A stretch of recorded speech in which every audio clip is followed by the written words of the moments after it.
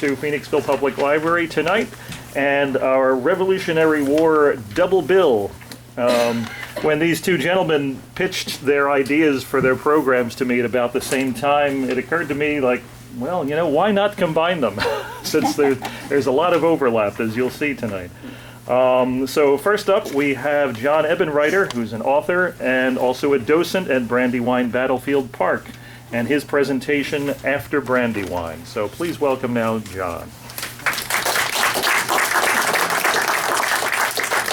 Good evening. Being a docent or tour guide at Brandywine, I got very interested in the War of Independence, and I decided to write a book. So I wrote a book. It's called By George, in other words, Goodbye King George, Blazing a New Nation, U.S. War of Independence. I used my 7 ancestors to tell the story of the war, and one was a father-son combination, so the father owns the Blaze Horse Tavern in Philadelphia, so he gets all the political information so that he can send it to the 6 other people who have gotten the book, who are soldiers. And of course they write about their battles. And I made one of my ancestors a loyalist. I had a cousin who was very upset with me about that. And I said, well, he won't be, because he never thought he'd get in the press in the 21st century. I also have written some other pamphlets, mini biographies, signers of the Declaration of Independence, signers of the United States Constitution, and also the main participants, the famous participants at the Battle of Brandywine. Brandywine was a battle with a who's who of the American Revolution. What we all know about Brandywine.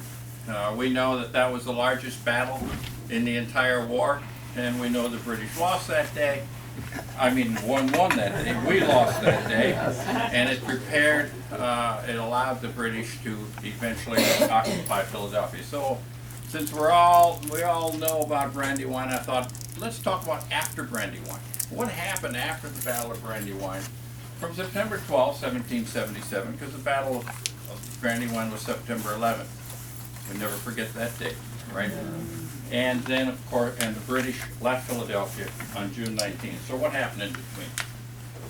The Battle of Brandywine is over, ends as darkness arrives about 6:45 p.m.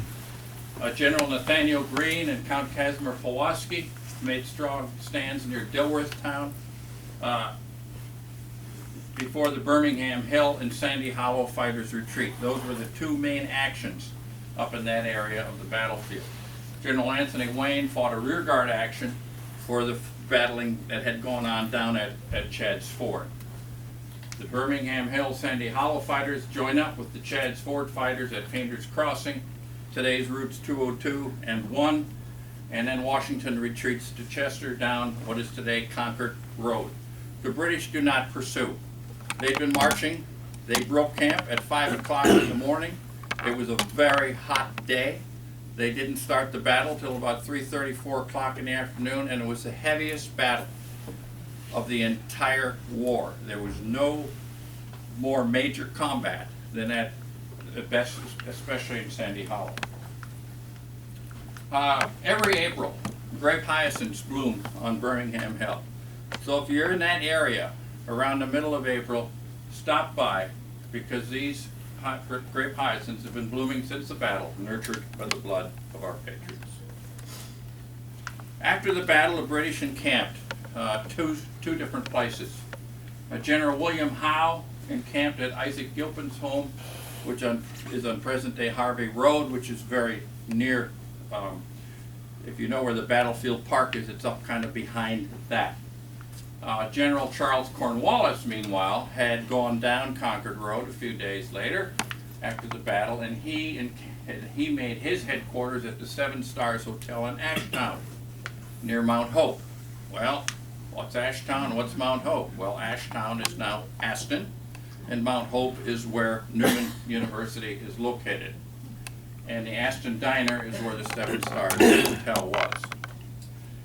An incident occurred at Ashtown. When General Howe landed at Head of Elk in Maryland before the Battle of Brandywine, he put out an order that marauding was punishable by death. It was a capital offense. Foraging was okay. You say to yourself, what the hell is the difference?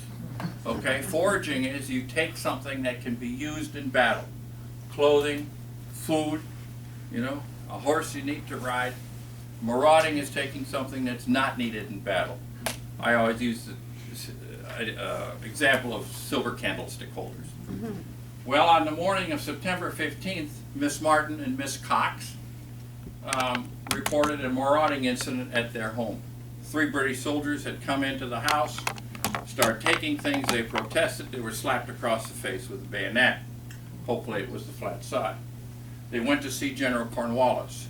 He knew about the order, about the capital offense. So he lines up his troops, 6,000 troops. He said to the young ladies, pick them up. Pick them up. Fat chance, 6,000. Well, they picked out 3 guys. Cornwallis says, turn your backs, shuffle the troops. Pick them out. They found him again. 3rd time, he says, young ladies, turn your backs once more. This is really important. You better be right this time, of course. And they reshuffled the troops, and of course they found them. All right, soldiers, out here. Come on. He gave them each a die to roll. Roll the dice. High man hung the other 2. Whoa. And they were hanging in the apple trees down at Village Green for several days after that.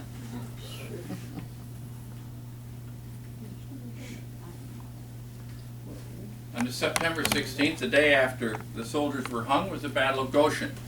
Who's ever heard of the Battle of Goshen? Probably no one. The history books have erased it.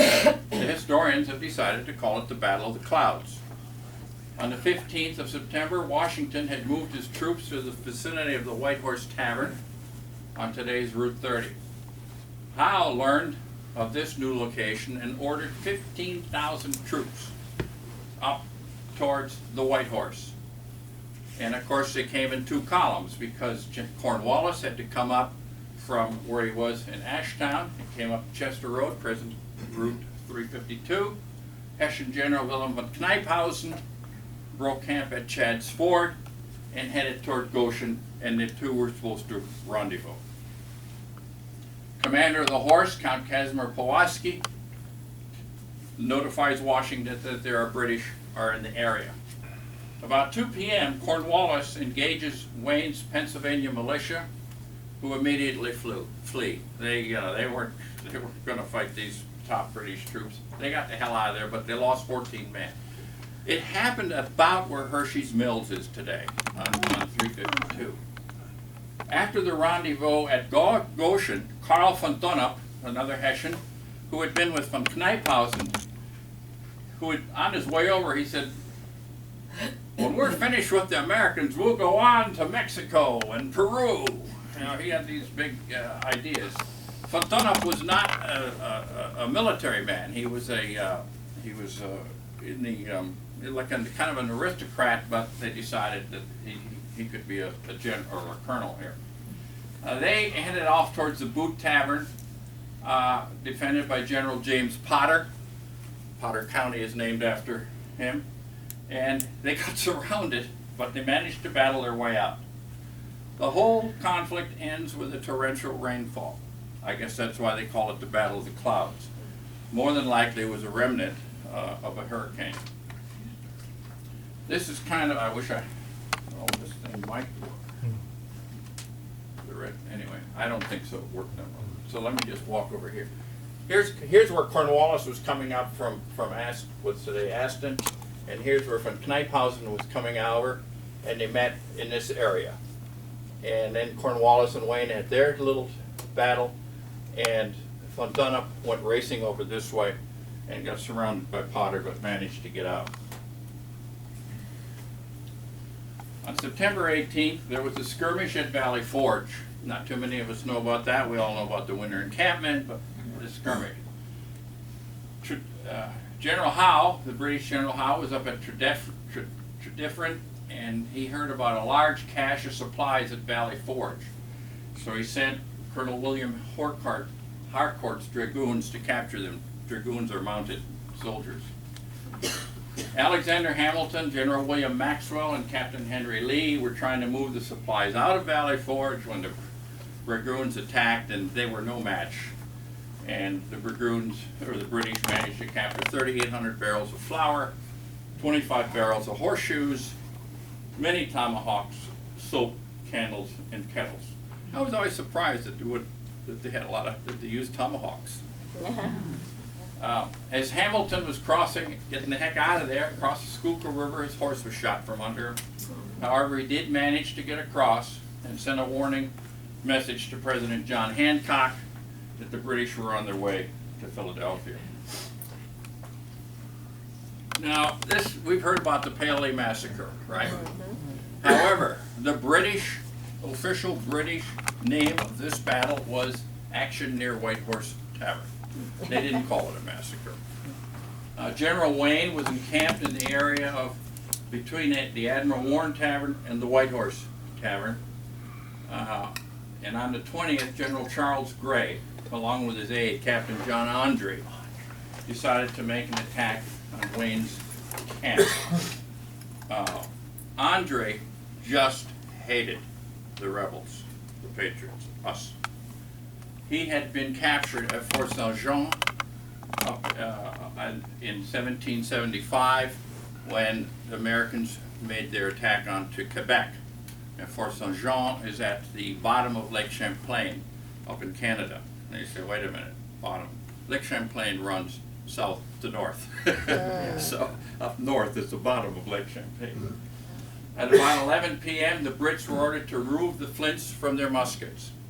Gray did not want any accidental discharges to warn the rebels as they attacked.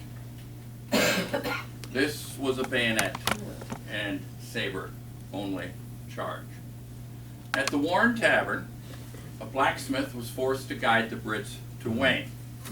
The idea was to get behind Wayne, and I'll show the layout of this a little bit later. The idea was to get behind Wayne and drive him east toward Colonel Thomas Musgrave, so now Wayne is caught in between the two. However, the guide was either stupid or duplicitous. I like to think he was duplicitous, because he guided the Brits into Wayne's camp from the east. And while Wayne had pickets around his encampment, the British managed to get past them, leaving Wayne with no warning.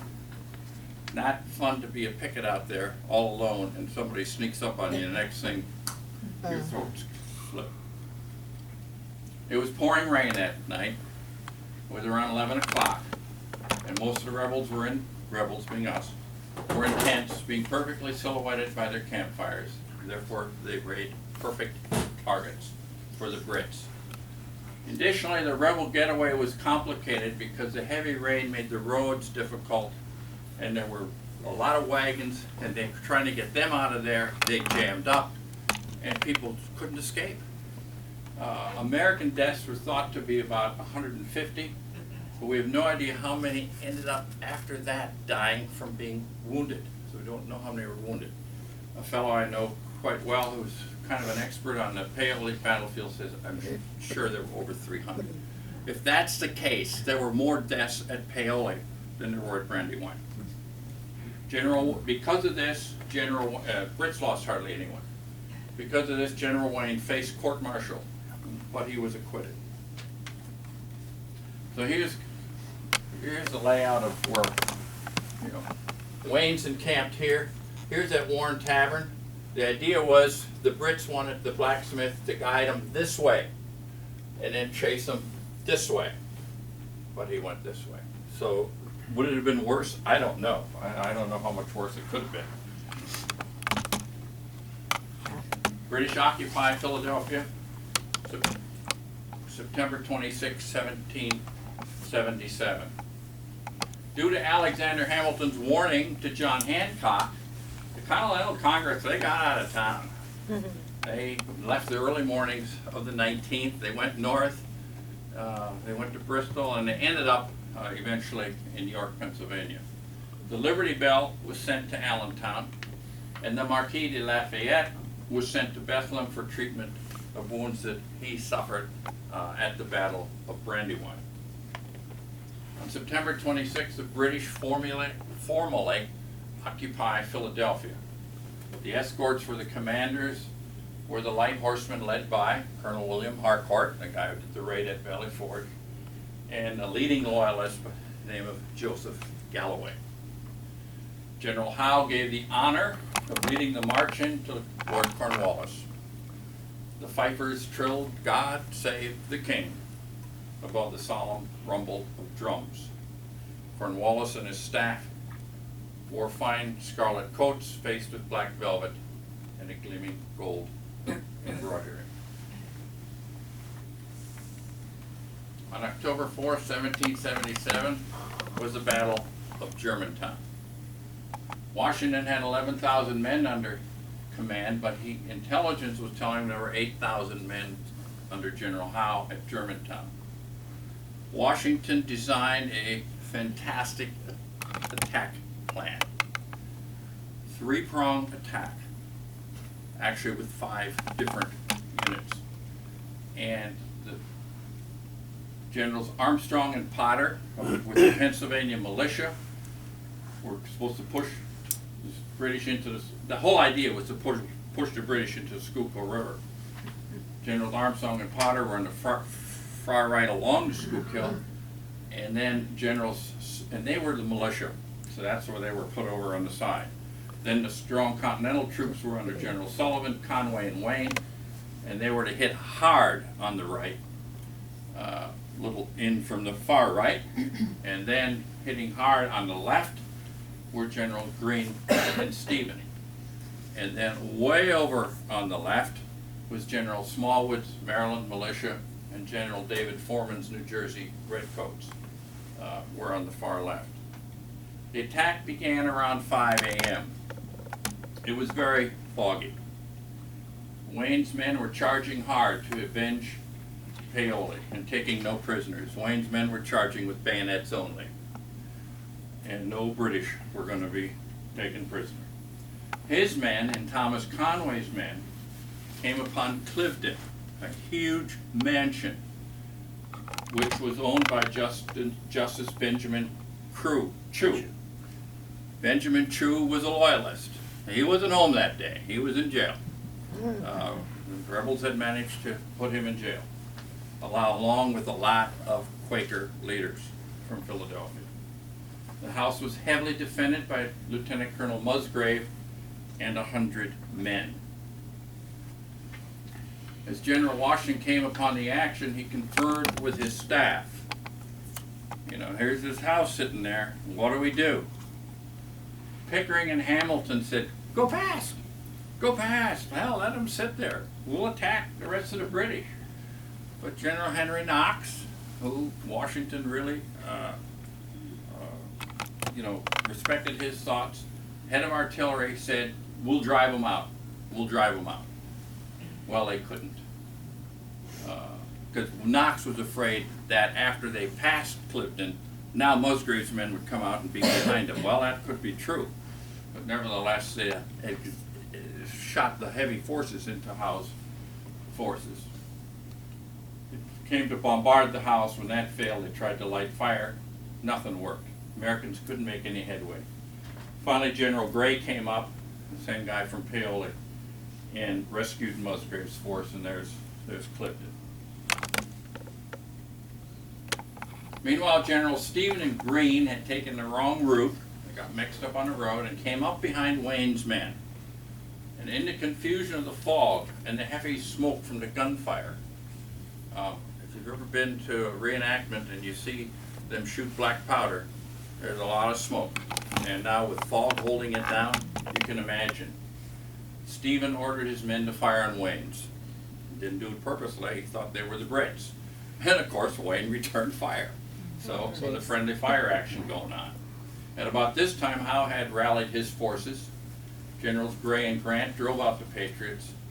And then Howe said, "Hey, I need help." He had sent word down to Cornwallis, who was in Philadelphia. We think of Germantown as part of Philadelphia today, which it is. Back then it was different.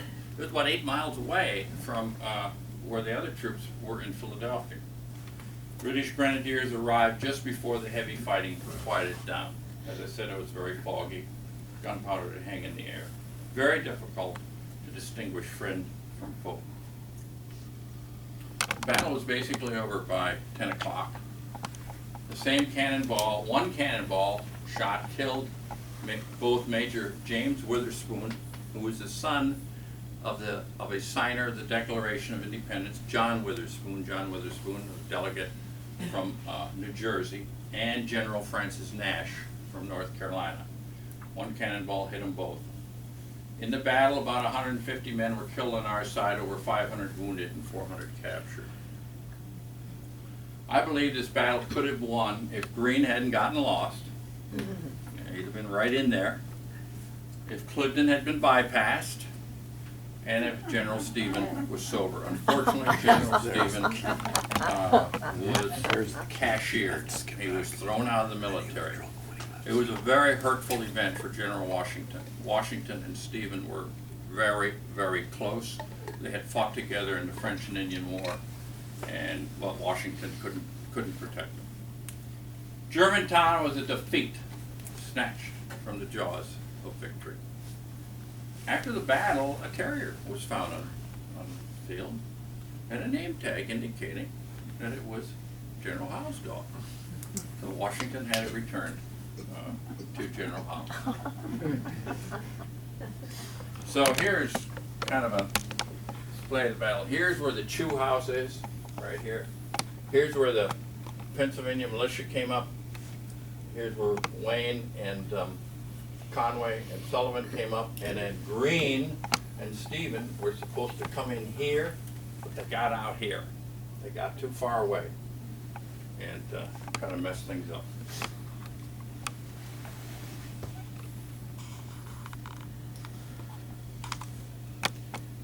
After the British get into Philadelphia, they need supplies. And how do you get supplies? You bring them in on ships. Well, the problem is the Delaware River had defenses against the British. The British were desperate to break the blockade on the Delaware River due to the chevaux de frise that had been set up. Anybody know what that is? Chevaux, does anybody speak French in here or no French? Well, chevaux de frise means Frisian horses. But they're not horses. They were big poles that were put in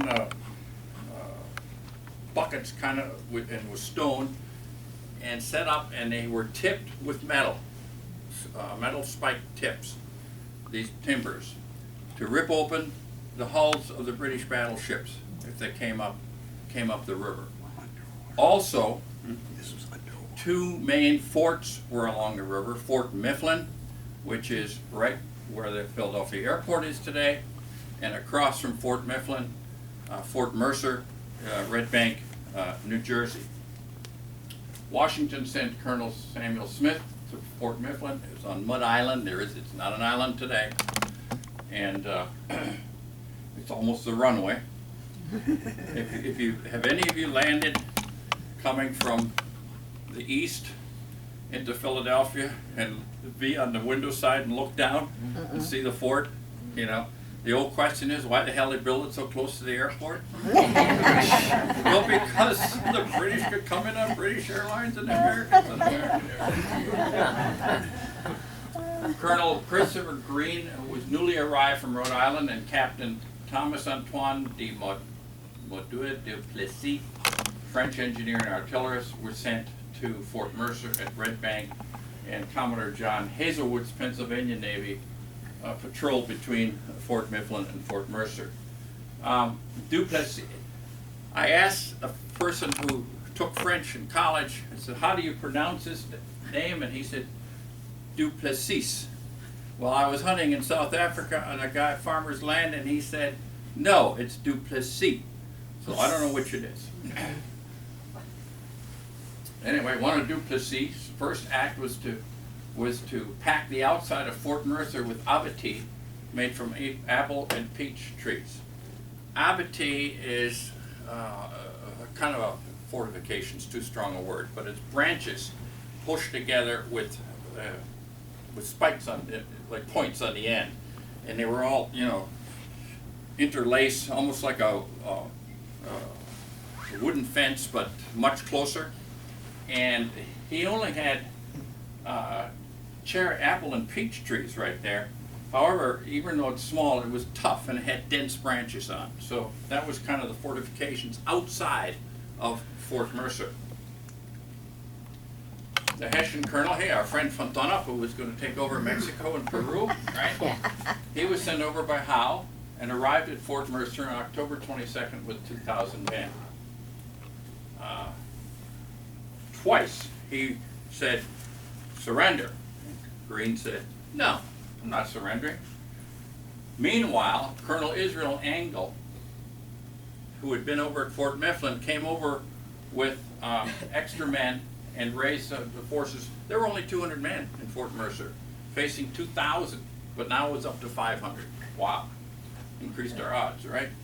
When the Hessians attacked, their soldiers, the Hessian soldiers, were burdened by carrying fascines to facilitate their getting into the fort. Fascines are bundles of branches tied together. And you'd carry those because getting into the fort, there was like a moat, even if there wasn't water in it. So, you know, instead of going down and then coming back up, you threw those fascines down, and now you could march across flat, okay? Or at least that was the idea. A heavy bombardment came from Fort's artillery and from Hazelwood's Navy out on the Delaware River. Hessian losses were nearly 400, including Fontana. At dusk, the Hessians left, leaving Fontana behind on the battlefield. Later that evening, Guptas East went out and picked him up, and he died a few days later. He never got to Peru. On October 23rd, while all this was going on, His Majesty's ship, the Augusta, ran aground. The next day, after fire ships were launched, it caught fire and exploded. It was loaded with gunpowder. Oh. The sound was deafening. Huge mushroom cloud hung in the air for hours. It said that almost every window in Philadelphia broke. On October 14th, Washington sent French engineer Major Francois Louis Cedric de Fleury to assist Colonel Smith in fortifying Fort Mifflin. To impede infantry attack, he had it surrounded with true loop. What's true loop? It's a hole dug in the ground and a spike, a wooden spike in the middle of the hole, so that if you stepped on it, you'd get your foot impaled. Didn't we hear about that? Vietnam, right?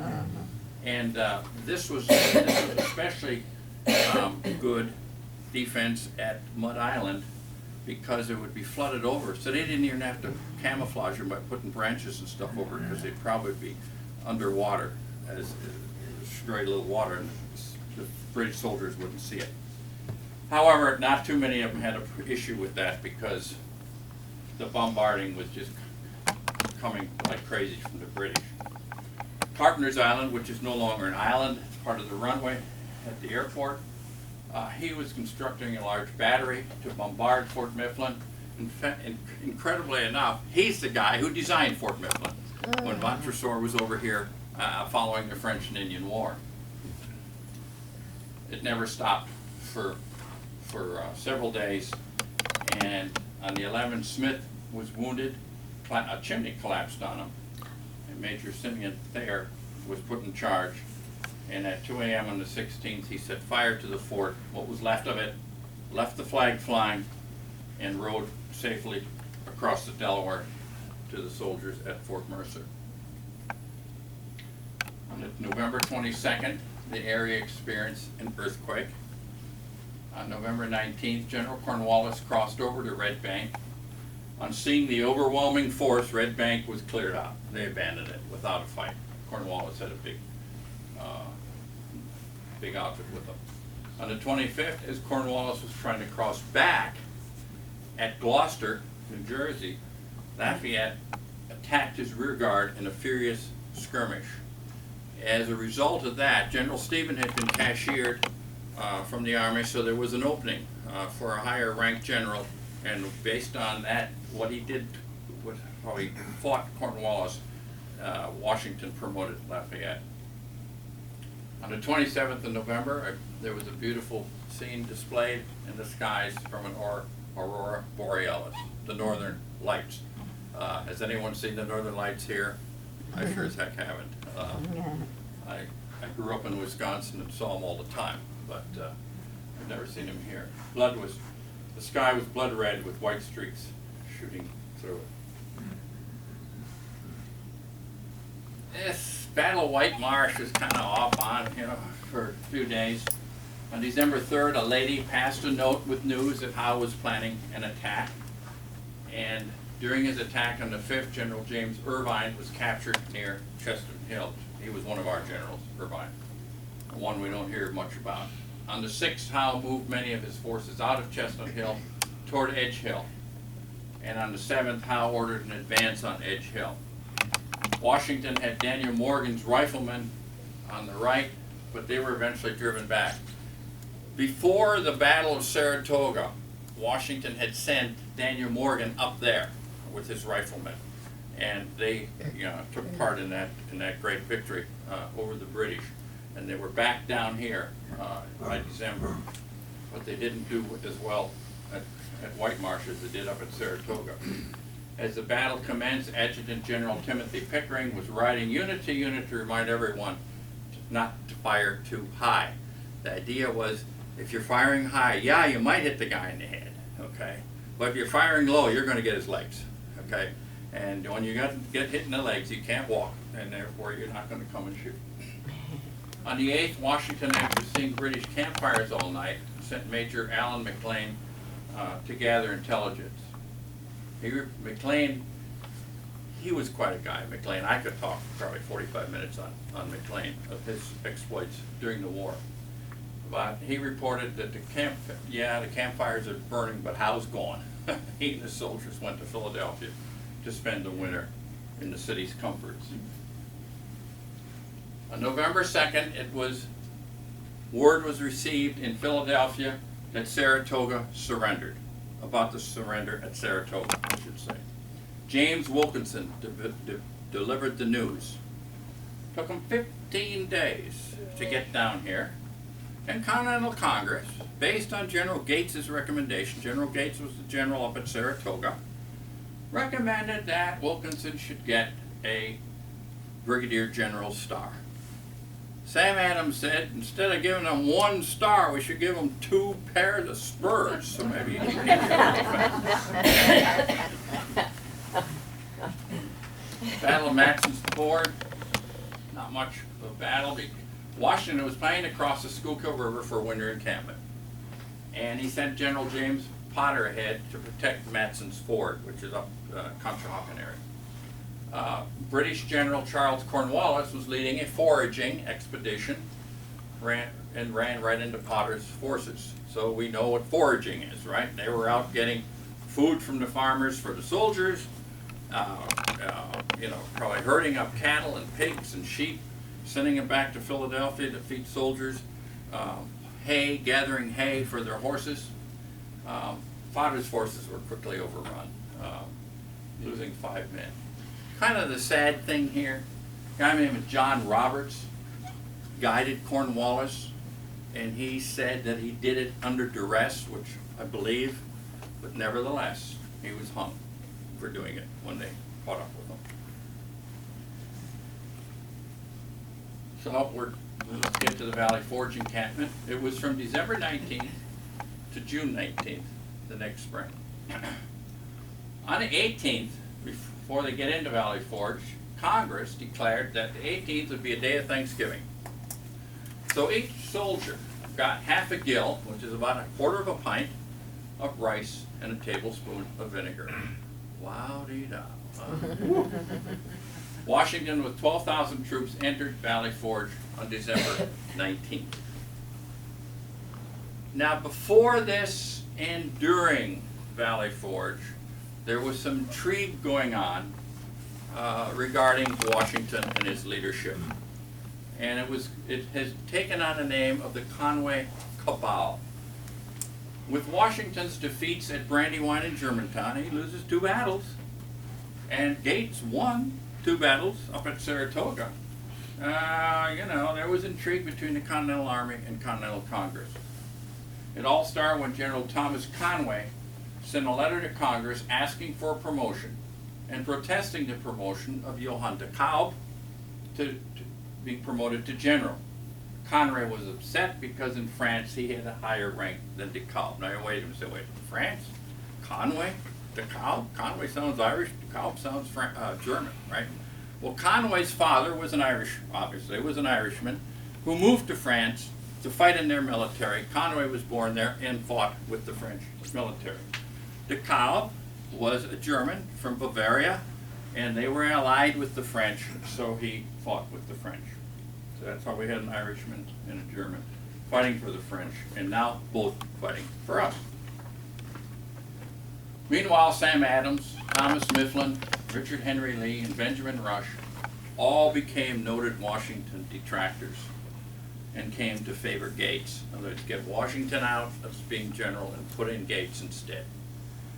John Adams agreed with Rush because he didn't like Washington's Fabian tactics.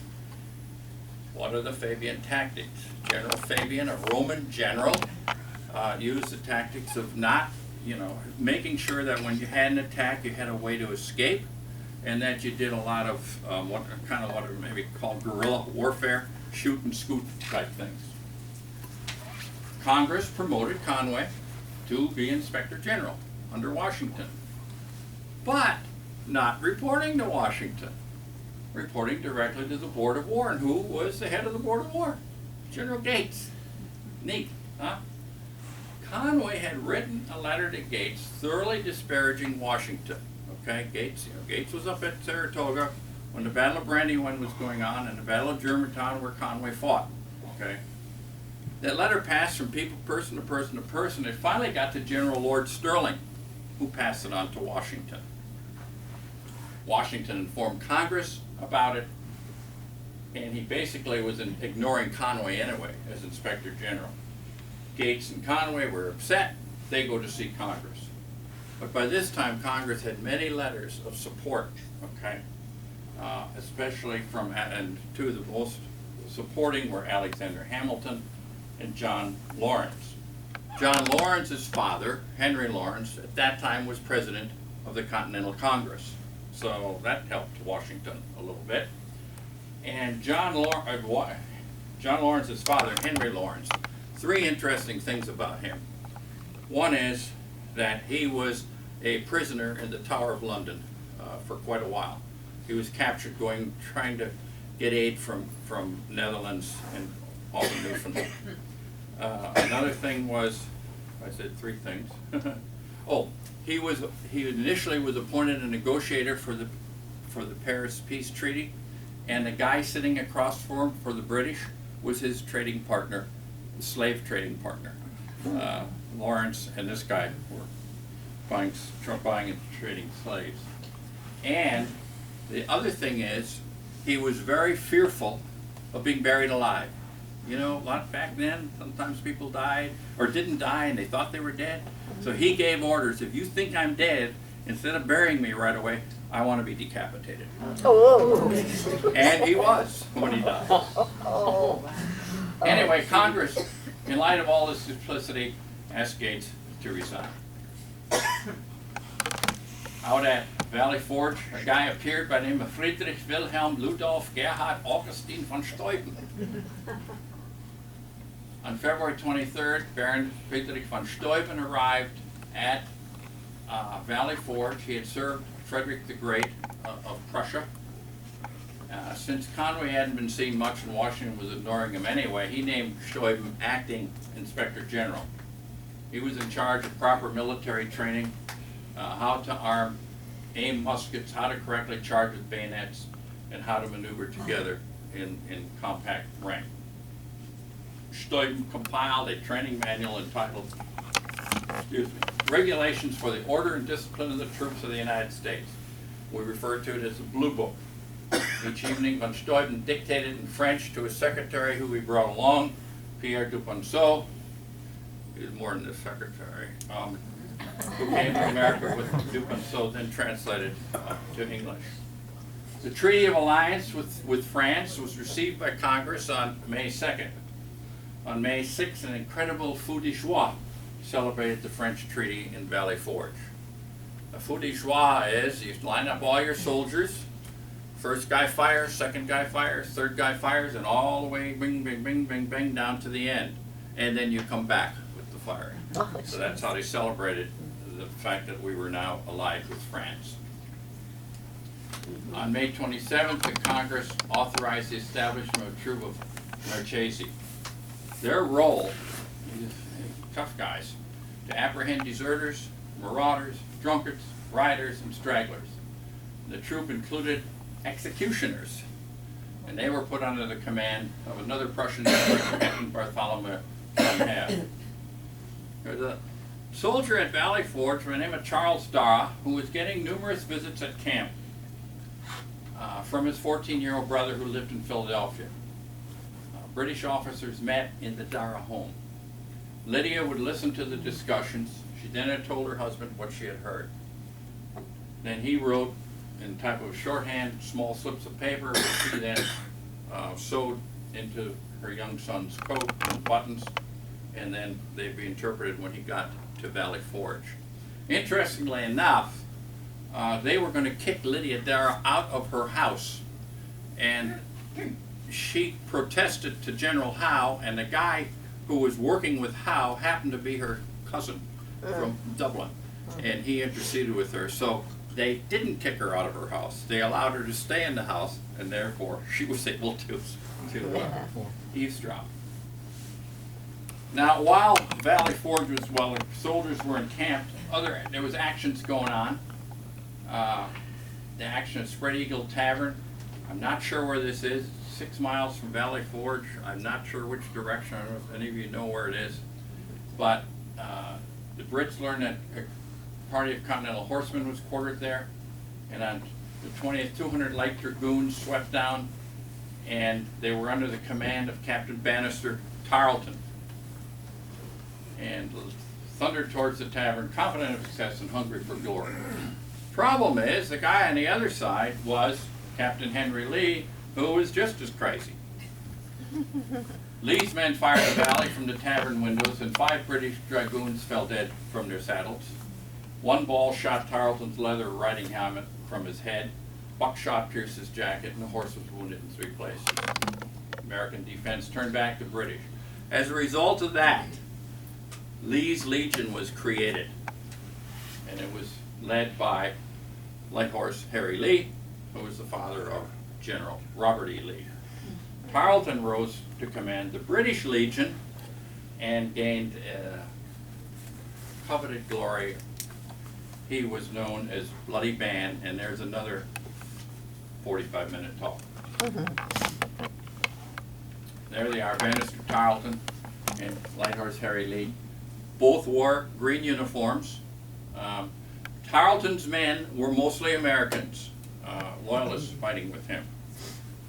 And there's a great story about the fact that they both had green uniforms on an incident that happened down in North Carolina a few years later, but I don't have time for that. Another thing that happened while Valley Forge was going on, the Battle of Quinton's Bridge. The Brits sent Charles Mawhood with Skinner's Greens and Simcoe's Queen's Rangers to New Jersey to forage. General Wayne was also foraging over there, so they wanted to kind of put an end to that. And they learned there was a militia at Quinton's Bridge. They attacked. The Americans were ambushed and losing 30 to 40 men, most of them by drowning, trying to cross back across the creek. I'm rushing here a little bit because we're running out of time. And then there was a massacre at Hancock's Bridge a few days later. Again, they learned that there were several Salem militia in the home of Judge William Hancock, who was a loyalist, who was on the British side.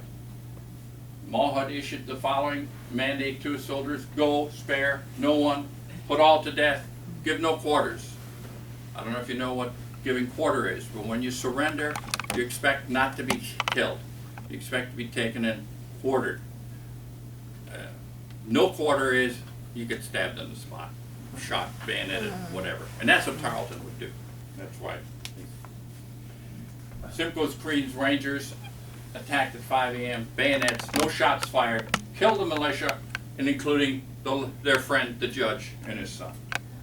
A mess. There he is, great guy, John Graves, Simcoe. And more stuff from him. Battle of Crooked Billet. Pennsylvania militia were patrolling a region north of Philadelphia. Howe sent Simcoe out to secure the country and facilitate the inhabitants bringing their produce to market. The farmers, the British wanted to make sure the farmers were bringing their goods into Philadelphia and not giving them to the rebel troops. Well, that wasn't too hard not to do. The British were playing in gold. We paid with notes from General Washington. Where do you think those goods went? Simcoe attacked Lacey's troops at daybreak. They were routed. The prisoners and wounded were bayoneted by Simcoe's men. Some were badly wounded, living in the buckwheat straw, burned alive when it was set alight. Quickly, Baron Hill was May 20th. Washington had sent Lafayette with 2,000 troops to kind of find out when the Brits were going to leave Philadelphia. They encamped near St. Peter's Lutheran Church. Used the steeple as a command post, but the trouble is there were a lot more British troops, and they attacked on the morning of the 20th, and Lafayette was lucky to get the heck out of there. But unfortunately, 6 of 9 of his scouts were killed in the action.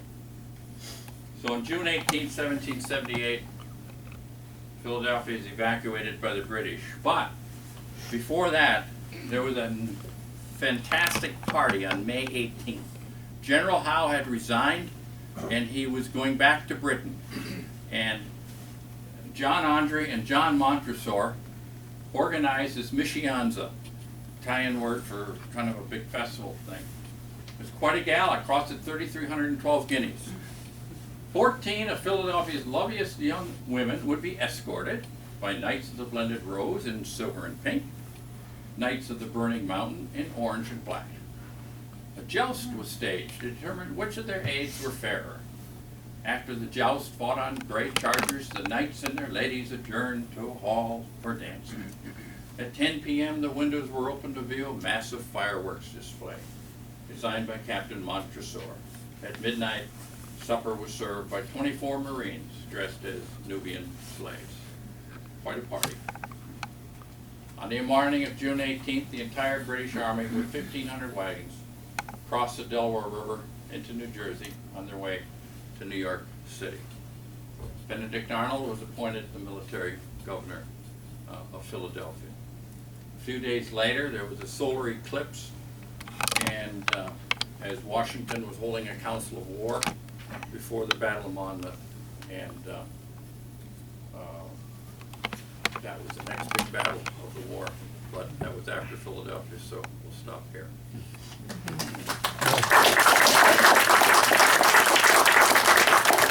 don't know if we have time for questions. I was going to say we'll save questions for the end that you can both answer, or do it that way. Thank you, John. And John has his books for sale and pamphlets for sale after the presentation tonight too. Okay. Would it be advisable for everyone to take a short break, perhaps? Maybe 5 minutes just to get up, walk around, use the restrooms. Do you want a break, or should we keep going? Maybe a 5-minute break. Okay, we'll take a break. Okay. Up next we have one of Phoenixville Library's own, Walter Hook, who is a Revolutionary War living history reenactor, and he has fought at the battles of Brandywine, Paoli, and Germantown. He'll be happy to show you his war wound. Right now he's going to give us a taste of the daily life of a Revolutionary War soldier. So please now welcome Walter. Despite all those battles, I've lived to talk about it. And it's true. It proves that it's safer on the battlefield than it is in a hospital those days.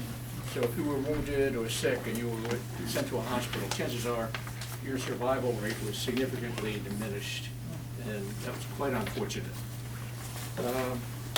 To show my appreciation for everyone who's come, I want to give each of you $3. It's continental currency, so I want to try to use it at the local Wawa. Well, I'll be passing these out at the completion of my brief talk. I represent a private soldier in the 1st Continental Regiment of Foot. The regiment was founded as a rifle company initially in 1774 by act of Congress. It was a rifle company under a Colonel Thompson. It was called Thompson's Brigade, or Thompson's Company. And during the Revolution, once the shooting actually started, he was promoted to the position of Brigadier General. And as Brigadier General, he moved on, and Colonel Hand then assumed responsibility of the rifle company. The rifle company then evolved into a line regiment of foot. I am basically an infantryman. The weapon that I use is a British shortland musket, 75 caliber, smooth bore. There are attachments to this that are 20th and 21st century protective devices. The flash guard is to keep the burning powder from singeing the beard or the clothes of the soldier standing next to me. And this is to prevent the weapon from firing accidentally, since most of us aren't trained military specialists and have a tendency to maybe be a little bit careless with weapons that actually do fire. My day starts as a private soldier at daybreak, or when the sentry can see 1,000 yards ahead. The first meal of the day is whatever I manage to scrounge or save. A typical meal would be at 3 o'clock, be a cooked meal. If there's anything extra, we can put it in our haversack.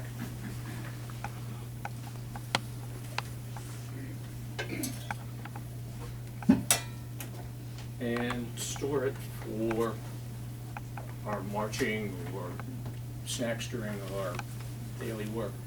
Our day is consumed by either digging ditches, building fortifications, mustering, and drilling. And that can consume maybe 8-10 hours a day. So that contributing to the fact that you only have one cooked meal a day means that, as Joseph Plum Martin indicated in his memoir, that their constant companions were hunger, fatigue, and cold. What I'm wearing is a regimental coat. I'm very lucky. I'm a blessed soldier because I do have a regimental coat. Most of the soldiers did not have regimental coats. Typical regimental coats prior to 1779 were basically brown with unique facing. I am in the 1st Continental Regiment of Foot, so there's some discussion as to the correct uniform at that point in time, but since there are no living veterans from the time period, it makes it difficult to say what they actually wore. And that's coupled with the fact that not only do we not definitively know exactly what the uniforms were, uniforms were more a patchwork, because most of the uniforms that were assigned to the 1st Continental Regiment were captured with the fall of Fort Washington after the battle, after the Patriots evacuated New York, after the British defeated them in the battles of Long Island and Brooklyn Heights and so forth. The other option that the soldiers had, and this was encouraged by His Excellency, General Washington. It's a hunting frock. Linen, unbleached. Now, some of the soldiers would have, depending upon the regiment, have different colored hunting frocks. Some would be dyed green. Typically, the belief that the 1st Continental Regiment's hunting frocks were actually dyed green. If you see any pictures that Antoriani had drawn of the 1st Continental Regiment and the riflemen, you see them in a green hunting frock, green breeches, and this is unbleached linen, natural linen. Again, what did they actually wear? Whatever they could get their hands on, quite honestly. Because of the fatigue, can you imagine going out in this? This is my summer and winter uniform, by the way. This is what I wear in the summertime. This is what I wear in the wintertime. Underneath this, excuse me, I don't want to offend anyone, but being in small clothes, but if you read anything that says that the soldiers were naked, generally it means that they were in their small clothes, meaning breeches and no waistcoat, no vest, just the shirt. Because underneath that there wasn't anything else. And it was like appearing in public in your underwear, according to the standards of the time. But can you imagine going out and on fatigue duty, going out and digging latrines, referred to as privies or ditches, whatever the term was. According to the Articles of War, it was a capital offense. Correct me if I'm wrong, but I believe it was a capital offense if someone used anything other than the assigned latrines. And they were usually dug, the ditches were about 300 feet, 300 yards away from the basic tent arrangements, basic campsites, and preferably downstream. Now, this, as I had mentioned before, is a hunting frock. Who would wear hunting frocks? Hunters, riflemen, because the people who would hunt would generally have rifles, not a smoothbore musket. So, when people appeared on the battlefield, on the line, dressed in hunting frocks, the British assumed, wow, all these people are marksmen, they're hunters, they're riflemen. This musket would be accurate anywhere from 50 to 100 yards. Beyond that, it's pot luck. You know, you take your chances. But with a rifle, you could have 100 yards, 200 yards, maybe even up to 300 yards of accurate shooting. So the people who would be shooting accurately with the rifles would be wearing hunting frocks. So if a man carrying a musket appears in a hunting frock and you're 100 yards away from him, you're going to assume the chances of being killed are pretty good. And it's going to have a negative impact on you. There was some philosophy, and I don't know who the military geniuses were of the time. The same people like Knox, who thought that it wasn't military to leave a castle in your rear, i.e. the Jew mansion, thought that you had the best advantage if you fired on the line, if you fired second. You let the bad guys, the enemy, fire first, and then you let them have it with your full volley. Well, chances are their first shot's coming with their full volley, so hey, it's a crapshoot. And again, the likelihood of being killed on the battlefield is probably less than being killed in the hospital if you were wounded. The other accoutrements that the soldier would have are, and I can get dressed while you watch, I hope you're not offended, say, cartridge box. And if we had time, I would ask for volunteers to come up and help me roll cartridges. Now, in the spare time, the soldiers could roll their own cartridges, but the camp followers, their wives, their girlfriends, other associates who followed the camp, who weren't soldiers, generally were assigned that duty along with cooking and cleaning, laundering, and so forth. Which brings up another point, cleanliness. The soldiers, I had to be shaved at least 3 times a week at my own expense. There were barbers in the regiment, but I would have to pay for my own shaving and haircuts. So, and that kind of rubbed people the wrong way, because a lot of the men in the Continental Army were farmers, other sorts who would rather grow a beard, but no, it had to be shaved, no mustaches.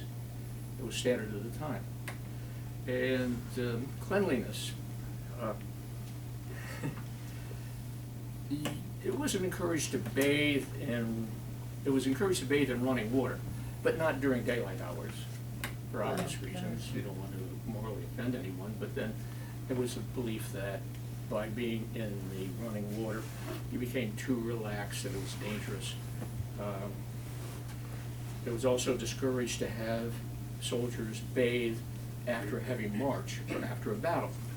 They needed to rest first, because the philosophy of the time was that it really wasn't good to clean up after. And if anybody's ever been on a weekend encampment around a reenactment, you'll know that even after one day, it can be pretty bad. So this is my ammunition. This is where I carry my ammunition. This is a blank cartridge. It's a buck and ball cartridge. Okay, anyone know what I mean by buck and ball? Well, on the bottom here I have 3 small buckshot and 1 round lead ball. What's the advantage of them? Better wounding and killing capability. With this musket, like I said, 100 yards maybe I could hit a target. The ballistics, it's smooth bore, it's not rifled. A rifle would have grooves cut in the barrel. This is smooth bore. This barrel is completely smooth, 75 caliber. The ball would come out, and because of the ballistics, would rise. So as John had indicated before about where to shoot the enemy, you would have to know the ballistics of your weapon. And by using line of sight, depending upon where the enemy is, you could be shooting over their head. So if you aim low, you could be hitting the target if it's 100 yards. You could be hitting them somewhere where it hurts.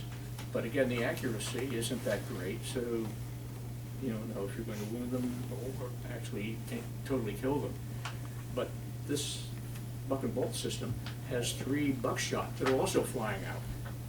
Now, theory of warfare is better to wound the enemy than to actually kill him outright. Why? Because presuming he has any type of moral concerns, he's going to be more interested in taking care of his wounded and getting them off the battlefield. So you've got one guy going off the field with maybe 2 or 3 people helping him off the field.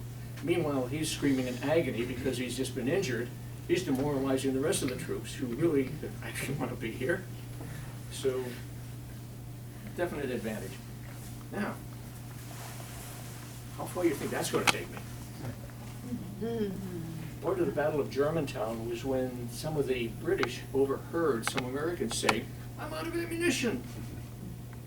Well, okay, if you're out of ammunition, what else do you have? You have a musket with a bayonet. Pretty good weapon to use against somebody who doesn't have ammunition. You can get a lot of respect from someone if you charge at them with a bayonet. So, that is the amount of ammunition that the soldier would typically carry.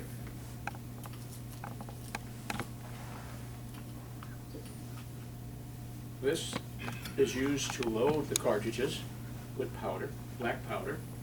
Black powder is 71% saltpeter, potassium nitrate, 13% carbon, and 11% sulfur. Very messy stuff. We use 100 grain. This is measured out.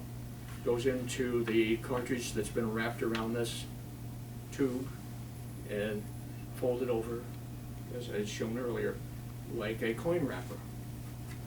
Powder is then poured into that, twisted over, folded, and then put into a communal pot or box, bin, can, and then the soldiers take their ration of powder, fill up their cartridge box with the appropriate ammunition. This is a musket tool, standard, that goes with the British land musket. It's got a probe at the end, and that's to remove the pins that hold the barrel in place, so that when you clean the weapon after you've used it and fired it, those pins can be removed. So this removes the pins. You don't want to lose the pins, or you won't be able to put the weapon back together again, and it'd be totally ineffective. Screwdrivers for tightening the components of the musket. Then, after the cartridge box is put on, with some delicacy, it goes on the right side, because all the soldiers, we all know everybody's right-handed.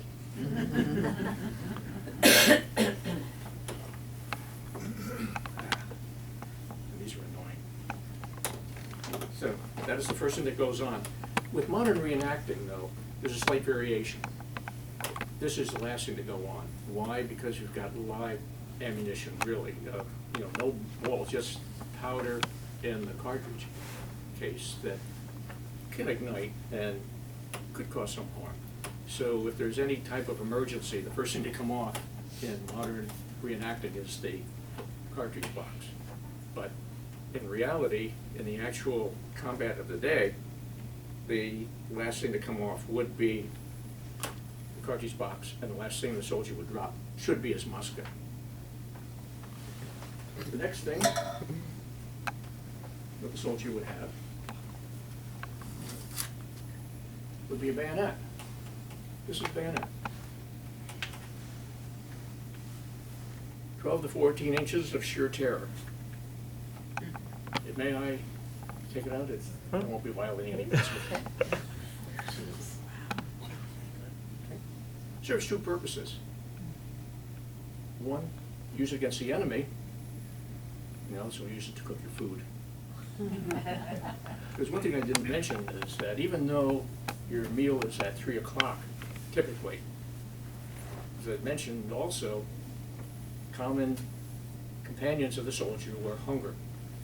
The daily ration was supposed to be, according to Congress, here we go, these politicians again, 1.5 pounds of meat a day, preferably beef. If it were pork, it would be 3/4 of a pound, and a pound of flour, and maybe some rice or vinegar or some other sauces thrown in there if you're lucky. The likelihood of receiving that was probably 0 to non-existent, especially in Valley Forge. Although, current thing is that George Washington exaggerated the exasperation they had with the supply situation in Valley Forge. It really wasn't as bad as he had thought. One of the fallacies is that the winter at Valley Forge was hellish. It wasn't the worst reencampment that the Continental Army endured. The worst was at Morristown, New Jersey. But it still wasn't very comfortable in Valley Forge. I had marched in with Washington's troops at one reenactment in Valley Forge, and we stayed in the cabin. And with a roaring fire in the cabin, the distance from me to you was freezing.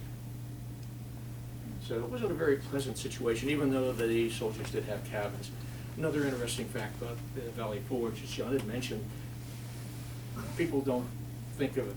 Some people will think there was a battle at Valley Forge. There was no battle at Valley Forge, but there was military action. And that's one of the misconceptions that people have had, that it just was a good campsite.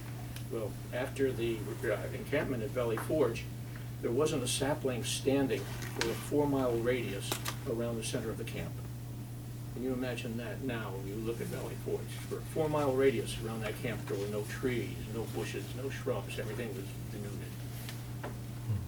And when you think about it, if there were 5,000 soldiers there, they would have needed 112 tons of meat a month. With 10,000 soldiers, double that. No, the best thing that the soldier could do would be on a foraging expedition. If you were lucky, you got to go foraging. And by going out and foraging, you were going out into the populace. And the foraging parties would usually consist of maybe a captain, a sergeant, and perhaps 18 troopers. Now, it's hard to say no to that lineup if they come knocking on your door asking for food, horses, cattle. What are you going to say? What would your typical answer be? Considering they're carrying muskets and bayonets. Pretty good power of persuasion. Now, the downside, though, I can blow my $3 away here. The downside is you would be being paid in continental currency, though, as opposed to the British who would be paying in gold and specie. You would be paid in script. Continental currency. Okay, well, that's a whole different story. I can, after we finish talking, if anybody wants to see anything in particular, I'll be more than glad to show you what I carry in my kit. That is period English. And the best thing would be to be on a foraging expedition, because by being on a foraging expedition, you could go knocking on the neighbor's door, and they would be more than glad to see you. And those who were patriots would be glad to feed you and give you food and drink and cider and whatever else you may have asked for. Even if they were loyalists, they really didn't have much alternative. You know, it's unlikely that they would say no. And you lived quite well. Unfortunately, if you got back to the camp and you looked like you were overfed, they'd say, well, we're going to send somebody else the next time, because you obviously are enjoying this too much, so we're going to have somebody else go out. Okay, the next thing that I would put on would be my tin cup. I'm more than glad to pass a tin cup after this presentation too. Would be my haversack. Now, my haversack, since I don't really have a knapsack, hypothetically I lost it when we evacuated New York. So I didn't have a knapsack to carry my belongings, and I lost part of my uniform, I lost a couple shirts, other clothing. I just have this haversack. Conceptually, this would be used to carry food. Now, I mentioned that you would get a ration of 1.5 pounds, or should get 1.5 pounds of beef per day. Well, good news, bad news story. Good is beef. Bad news is it could be bone and gristle too, making up that 1.5 pounds. If you even got 1.5 pounds, because in many cases you never even got that close. If you got 3/4 of a pound of pork, you were lucky. That was good. That was the favored meat if you could get it. Bacon. The bacon was ideal, because bacon could be wrapped in cloth, linen, wrapped up, put in your haversack, and you could carry it. And later on, when you got hungry, you could just go and, you know, snack on that and keep you from starving. In my haversack, aside from the fact that I have a tin cup attached, which would be pretty standard, but I sound like a jug band if I walk along with it. And fellows in my regiment usually give me heck because of the noise and the rattling, but that's an occupational hazard.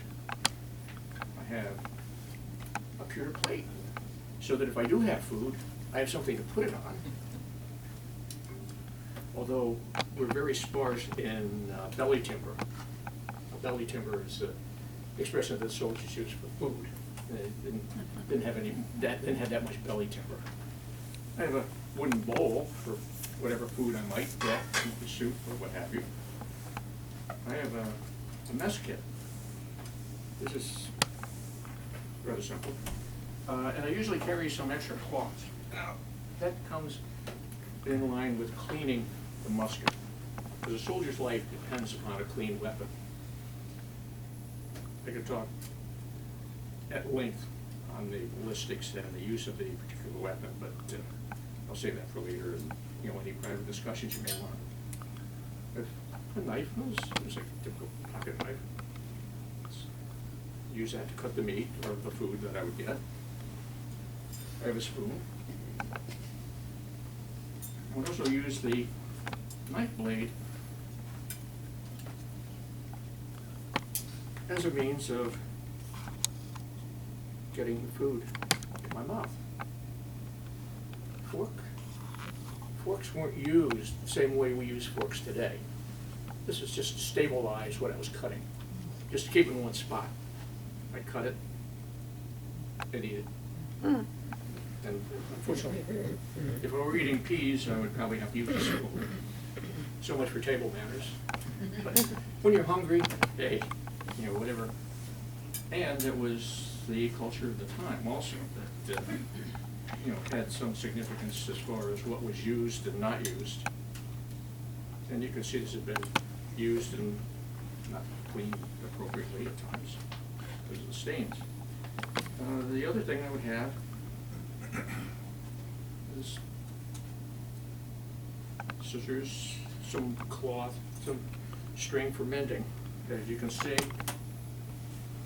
And by the way, these are overalls. The other type of clothing, pants that the soldier would wear, would be breeches. And they're like Bermuda shorts, essentially.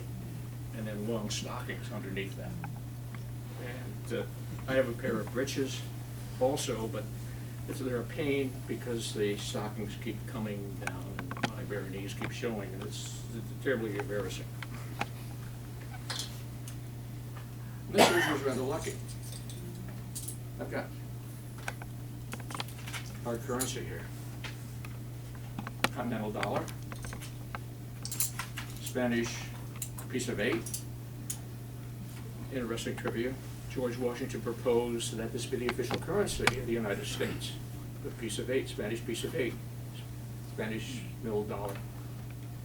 Worth about 90 pence in exchange. On the handout, you'll see various exchange rates of what was common in the 18th century, 1700s, compared to what it is now. And those are approximations because the exchange rates varied from state to state or from colony to colony, and it also varied from month to month. There were almanacs that were put out, published, that would identify the exchange rate for each particular type of currency for what particular time. It's almost like the Treasury Department or the Fed. The British penny, English penny, copper. You can see they're large. Even the first coins that were pennies, 1-cent pieces in the United States, were large like that. A penny or half penny. And a shilling, 12 pence, equals to 12 pence. An interesting aside. Conceptually, if I fall into the 18th century mode, so how were you recruited? I accepted Continental dollar off a drumhead. It would be a typical way of enlisting a soldier. The recruiter would put a dollar on a drumhead, the recruit would come up, take it. You're in the Army now, you're in the Army now. The British, a little trickier. King shilling. Okay? The press gangs, although they didn't refer to it so much as press gangs for the Army, that would be more for the Navy, British Navy, but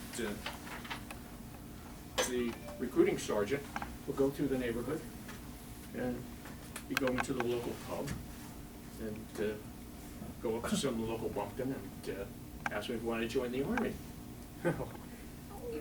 You know, even though they had these pretty red uniforms, discipline in the Army was very harsh, and the British Army was very harsh. The slang expression that the Bostonians used were lobster backs. 2 reasons. One, because of the red uniform, looked like a cooked lobster, but because flogging was so common that the soldiers' backs were torn to pieces and blooded and red. So it was an insult, and it had two particular meanings, both of which were very distasteful to the Patriots and annoying to the British soldiers. But anyway, the recruiting sergeant would go up to a bumpkin and say, "Hey, you want to join the Army?" No interest. So my associate, the sergeant's associate, would distract the young man, and in his pint of ale, like you, let me buy you a pint of ale. I would drop this into the ale. Well, let's drink to the king's health. Okay, so I'm not, the bumpkin's feeling pretty good that he's not going to be in the Army, and they bought him a drink, so what the heck? Drinks away. You just accepted the King's Shilling. Congratulations, you are now in the Army. So much for integrity. But be that as it may. Okay, now. That's not bad. This last presentation I gave, I dropped a musket. One good reason not to carry a loaded musket. Let me see here. So this is the other thing that would go on my, this is an accoutrement. This is the next thing that would go on my uniform if I were to be fully dressed. This would have my personal belongings in also.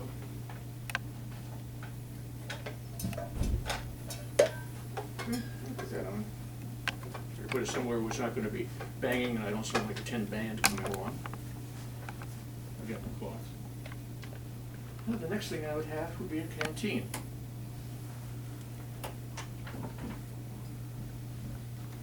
Daily ration and perhaps a gill of rum. If you look at the handout, some of them have an additional page. Does anybody not get one? Everybody's got one. You don't have to follow along. It compares ancient prices, 18th century prices with current prices. Well, the one thing that does stand out as being pretty much the same today is the price of rum. There's a lot of rum consumed in the colonies, and as I would say, in wine there is truth, but in water there are germs. Although the germ theory wasn't known, but because of the dangers of drinking water in those times, rum and other alcoholic beverages were preferred. A ration of 1 gill of rum would be used.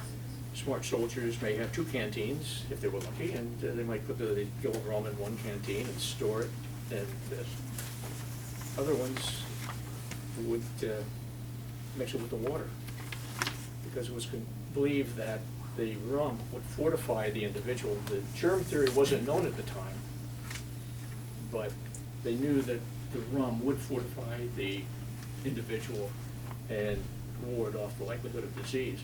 Now, as John had mentioned, our friend General Gates, no friend of Washington, and in essence found out later he was no friend of the soldiers because of the way he beat it out of one of the battles. They said for an old man he made very good progress on his horse. But he decided to cut out the middleman.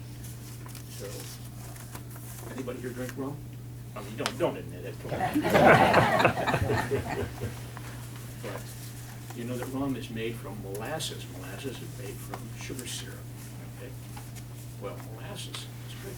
So General Gates, when the Army was taking the revolution to the south, was marching his army south. So they had a shortage of rum. So he was going to cut out the middleman. He gave rations of molasses. Now, can you imagine what molasses would do if you consumed a fair amount of it? Who needs Duralex? Who needs X-Lax? It was quite a mess. And unfortunately, it created a fair amount of discomfort. And, well, that's enough said about that topic.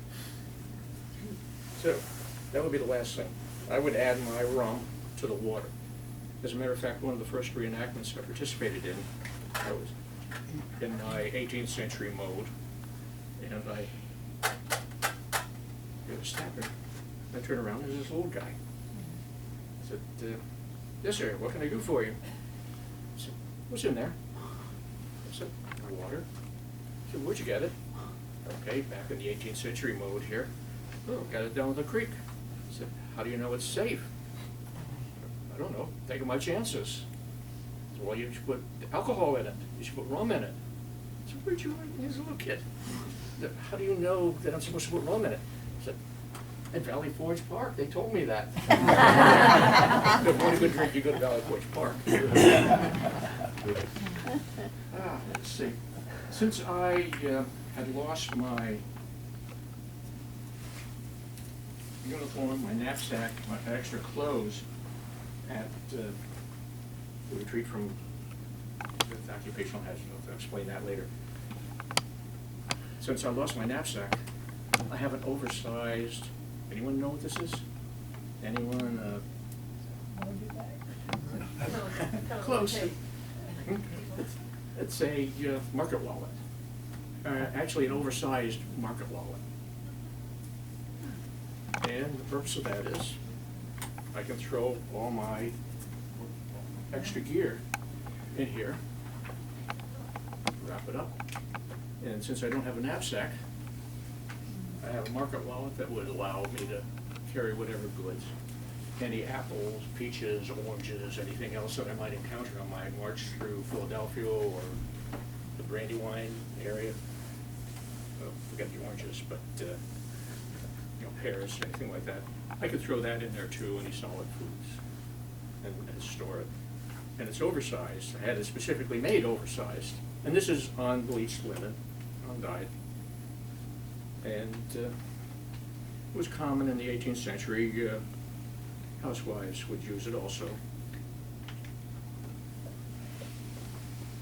And I was fortunate. I have a little blanket. So, even though this is my summer uniform, in winter it could get a little bit cold. So I can wrap myself in the wool blanket.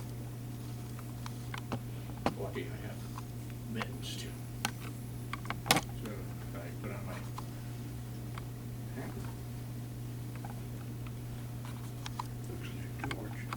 And one of the occupational hazards too of being on the line, I've mentioned with the musket.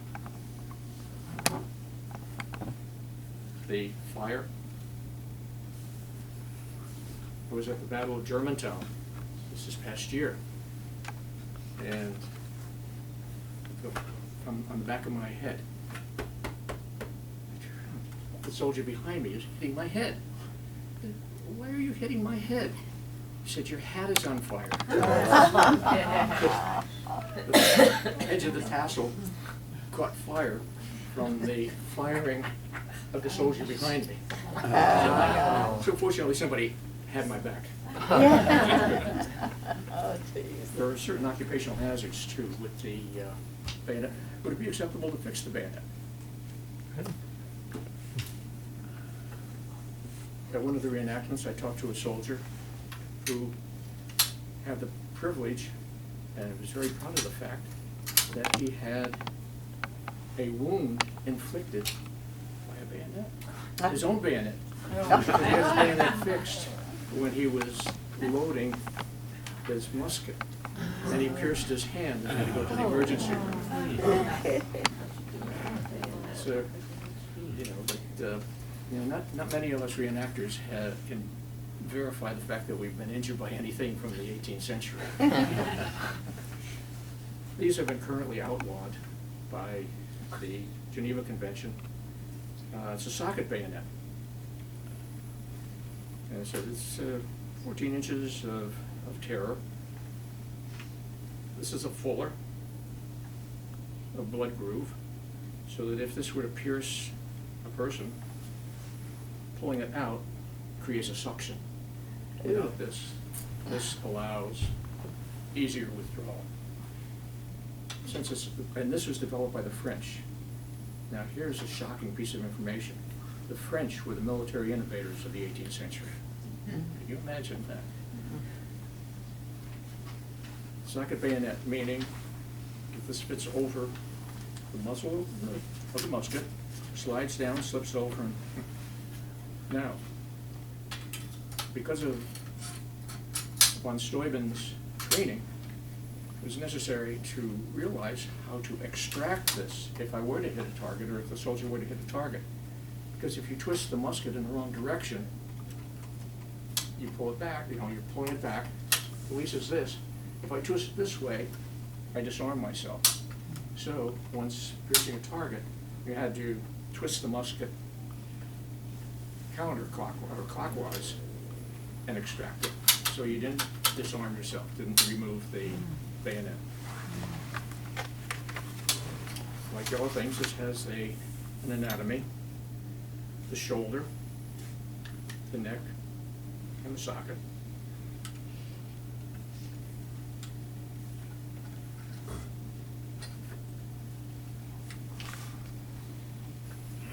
To reiterate, this is a British shortland musket, affectionately known as a Bronze. It too has an anatomy.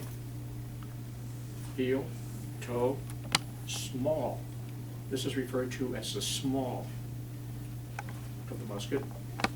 This is a swell right here where the ramrod goes in, or the rammer goes in. Because in the drill, they may say, grab the small. You're standing there wondering, what's the small? What is that? I never heard of that before. Or the swell, you know, where. So you had to know the anatomy of the particular weapon. This is a flintlock, meaning the firing mechanism, once this is cocked, would have a flint here and a pad that holds a flint in.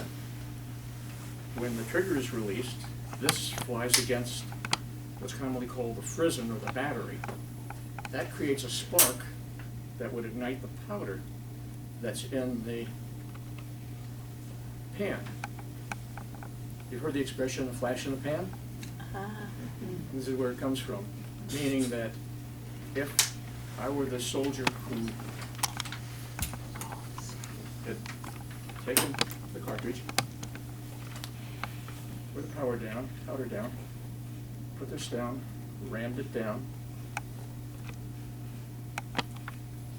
and fired, and all I got was a spark here, a flash in the pan, without the powder and the breech being ignited. It would have been a flash in the pan, meaning I was not such a good soldier. To give you useless information, this is the AK-47 of the 18th century. This weapon could fire maximum 5 rounds a minute by a trained soldier. By an ordinary soldier, you should be able to fire it once every 15 seconds. That means, on command, drawing a cartridge, priming, loading, packing down, and bringing it back, waiting for the next command. All that should take 15 seconds.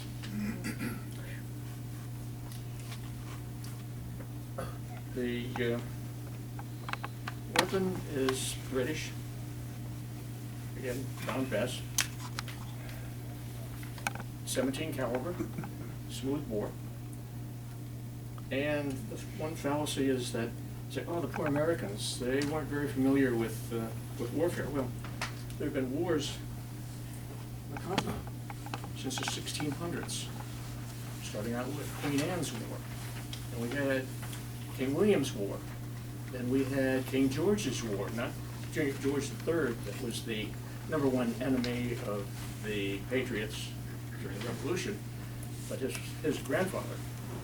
After that, we had the French and Indian Wars, 7 Years' War, affectionately started by our own beloved George Washington, who actually started the 7 Years' War. So the Americans, the colonists, were not unfamiliar with warfare. As a matter of fact, as a requirement, the villages, the towns were required to have their own standing militias.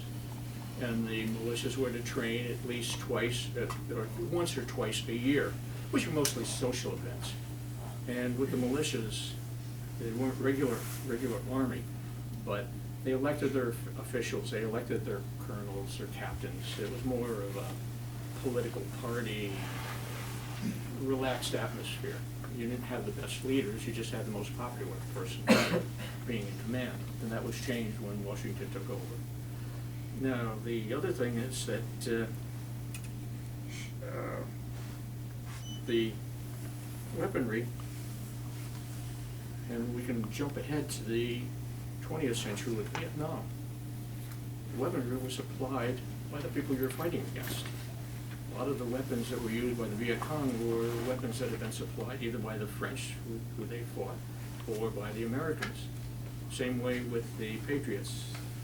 They had supplied the militia with the brown vests, with the short-man musket, and subsequently it was used against them. Another analogy is Washington keeping his army alive. So if there are any questions at this point in time, I would be more than glad to address those. Questions for John or Walter? Yeah, Yes. please. What's the weight of the muskets? 9 pounds, so you can hold it for me for a while. What do you think, be carrying all day though? Yeah. Hours, Oh, yeah. I know. You usually get sore if you've Yeah. been out in a reenactment for a day. Okay, so what is the weight, like, once a soldier is properly, has everything on, like, what is the approximate weight, including, uniform and everything else that you need to have with you for reenactment or for battle? How much weight are you carrying? About 30 pounds. Yes, sir. I had some experience with reenactors in the Civil War, and one of the things that they were specifically told, don't forget to remove the ramrod before you fire. Was that one of the, was that ever a problem with? No. No, that hasn't been one of the issues that we've encountered, and as a matter of fact, before we even load and after we've fired, the officers will come along and come down the line after they've given the order to draw the rammer, and as they point to you, you hear that metal, meaning there's no cartridge, there's nothing down the breech, so it's clean. Well, they were telling us that in reality, there were instances where they get down to the last ball, but they still had powder, they would fire the ramrod. I mean, it's the last shot you got. You could use that as a weapon too, if you wanted, Yeah. but if you lose the ramrod, your weapon is useless. Yeah. Any other questions for John or Walter? On your sheet, you say that it's a misconception that Paul Misconceptions, yeah. Revere I tried to address some of those. Which one are you concerned about? About Paul Revere and the British Paul are Revere, coming? yes. Everybody says Paul Revere wrote the countryside screaming, the British are coming, the British are coming. No, because they all consider themselves British still at that point in time. They probably would have said the regulars are out.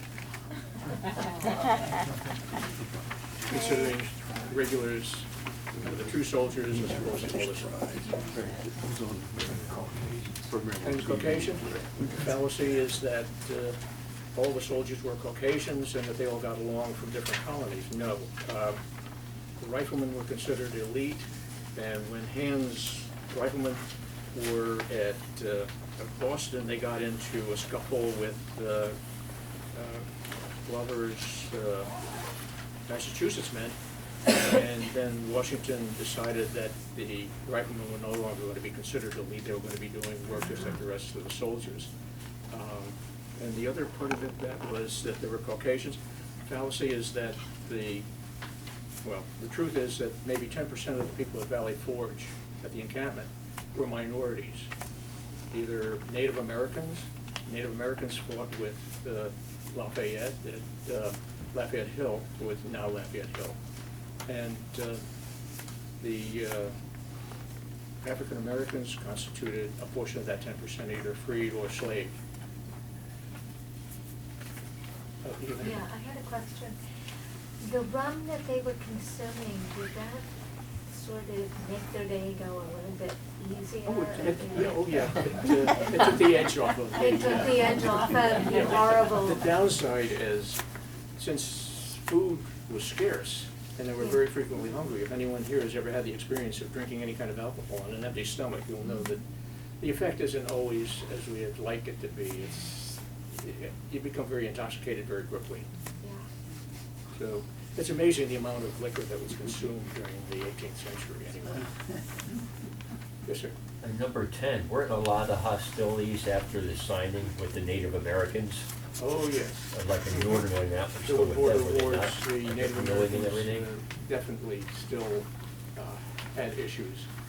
So that was one of the biggest concerns. And that was one of the reasons that the colonists were perturbed with the British, because King George III had proposed limitations on the western expansion. He wanted western territories being preserved for the Native Americans, and the colonists didn't like that idea. What was the percentage of citizens who were against, were in Okay. favor of the revolution? To paraphrase John Adams, a third were in favor of the revolution, the third were against the revolution, and the third didn't give a damn. And that's pretty much the way you look at it. And the revolution started around 1754. The American Revolution necessarily wasn't the shooting part. The revolution started before the shooting started. The Revolutionary War started in 1775, Bunker Hill, and once the shots were fired at the regulars. Any other questions for here, John? That's because John covered this topic so well. Thank you very much. Thank you.